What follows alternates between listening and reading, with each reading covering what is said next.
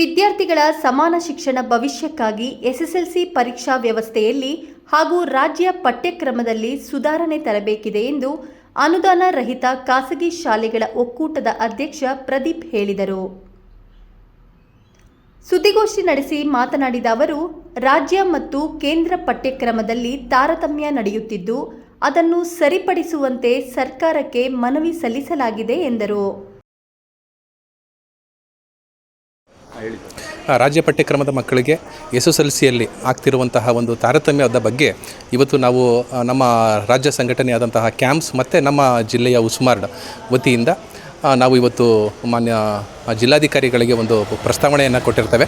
So ಇದರದ್ದು ಮುಖ್ಯವಾದಂತಹ ಉದ್ದೇಶ ಏನಂತಂದರೆ ರಾಜ್ಯ ಪಠ್ಯಕ್ರಮ ಮತ್ತು ಕೇಂದ್ರ ಪಠ್ಯಕ್ರಮದ ನಡುವೆ ಇರುವಂತಹ ಒಂದು ತಾರತಮ್ಯದ ಬಗ್ಗೆ. ಏನಂತಂದರೆ ರಾಜ್ಯ ಪಠ್ಯಕ್ರಮದಲ್ಲಿ ಏನು ಮಕ್ಕಳುಗಳಿಗೆ ಎಸ್ಎಸ್ಎಲ್ಸಿ ಮಕ್ಕಳುಗಳಿಗೆ ಇಂಟರ್ನಲ್ಸನ್ನು ಕೊಡ್ತಾರೆ, ಆ ಮಕ್ಕಳುಗಳು ಪಾಸಾಗೋದಕ್ಕೆ ಅದನ್ನು ಕನ್ಸಿಡರ್ ಮಾಡಲ್ಲ. ಮಕ್ಕಳುಗಳು ರಿಟರ್ನ್ ಎಕ್ಸಾಮಲ್ಲೇ ಪಾಸ್ ಆಗಬೇಕಾಗ್ತದೆ.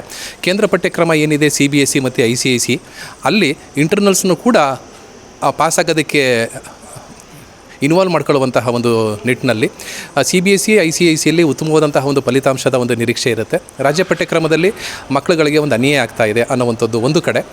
ಮತ್ತೊಂದು ನಿಲುವೇನಂತಂದರೆ, ಒಂದು ಮಗು ಪಾಸಾಗಬೇಕಂತಂದರೆ ರಾಜ್ಯ ಪಠ್ಯಕ್ರಮದಲ್ಲಿ 35 ಅಂಕಗಳನ್ನ ಪಡ್ಕೊಳ್ಬೇಕು.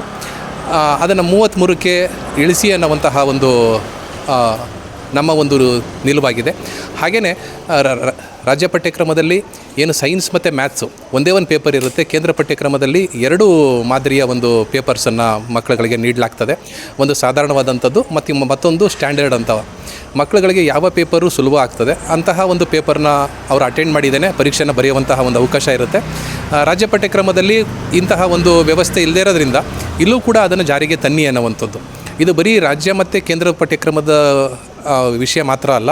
ರಾಜ್ಯ ಪಠ್ಯಕ್ರಮ ನಮ್ಮ ಪಕ್ಕದಲ್ಲಿರುವಂತಹ ಸ್ಟೇಟ್ಸ್ಗಳು ತಮಿಳುನಾಡು ಆಗಲಿ, ಆಂಧ್ರ ಆಗಲಿ, ತೆಲಂಗಾಣ ಆಗಲಿ, ಅಲ್ಲೂ ಕೂಡ ಇದೇ ಒಂದು ಸಿಸ್ಟಮ್ ಇದೆ. ಹಾಗಾಗಿ ಇಡೀ ದೇಶಾದ್ಯಂತ ಒಂದೇ ಥರ ಸಿಸ್ಟಮ್ ಇರುವಾಗ ನಮ್ಮ ಕರ್ನಾಟಕ ರಾಜ್ಯದಲ್ಲಿ ಸ್ಟೇಟ್ ಸಿಲೆಬಸ್ಸಲ್ಲಿ ಓದ್ತಿರುವಂತಹ ಮಕ್ಕಳುಗಳು, ಅದು ಸರ್ಕಾರಿ ಶಾಲೆಯಲ್ಲಾಗಿರಲಿ ಅಥವಾ ಖಾಸಗಿ ಶಾಲೆಯಲ್ಲಾಗಿರಲಿ, ಅನುದಾನಿತ ಶಾಲೆಯಲ್ಲಾಗಿರಲಿ, ಆ ಮಕ್ಕಳುಗಳಿಗೆ ಒಂದು ಕಡೆ ತಾರತಮ್ಯ ಆಗ್ತಾ ಇದೆ ಅನ್ನುವಂತಹ ಒಂದು ನಿಟ್ಟಿನಲ್ಲಿ ಇಡೀ ದೇಶಾದ್ಯಂತ ಇರುವಂತಹ ಒಂದು ಸಿಸ್ಟಮನ್ನು ನಮ್ಮ ರಾಜ್ಯದ SSLC ಮಕ್ಕಳುಗಳಿಗೂ ಕೂಡ ಅನುಸರಿಸಿ ಆ ಮಾದರಿಯಲ್ಲಿ ನೀವು ಪಾಸಿಂಗ್ ಪರ್ಸೆಂಟೇಜನ್ನು ನೀವು ಕೊಡಬೇಕು ಅನ್ನುವಂತಹ ಒಂದು ನಿಲುವು ನಮ್ಮದಾಗಿರುತ್ತೆ. ಅದಕ್ಕೆ ಸಂಬಂಧಪಟ್ಟ ಹಾಗೆ ಇವತ್ತು ನಾವು ಜಿಲ್ಲಾಧಿಕಾರಿಗಳಿಗೆ ಮನವಿನ ಕೊಟ್ಟಿದ್ದೇವೆ. ಇದು ಸಾರ್ವಜನಿಕರ ಗಮನಕ್ಕೆ ತರೋದಕ್ಕೆ ಮಾಧ್ಯಮದ ಮುಖಾಂತರ ನಾವು ಈ ಒಂದು ಪ್ರೆಸ್ ಮೀಟನ್ನು ಕೂಡ ಮಾಡಿ ತಿಳಿಸ್ತಾ ಇದ್ದೀವಿ. ಎಲ್ಲೋ ಒಂದು ಕಡೆ ರಾಜ್ಯ ಪಠ್ಯಕ್ರಮದಲ್ಲಿ ಓದ್ತಾ ಇರುವಂತಹ ಮಕ್ಕಳುಗಳಿಗೆ ಒಂದು ಕಿಳಿರಿಮೆನೂ ಆಗಬಾರ್ದು.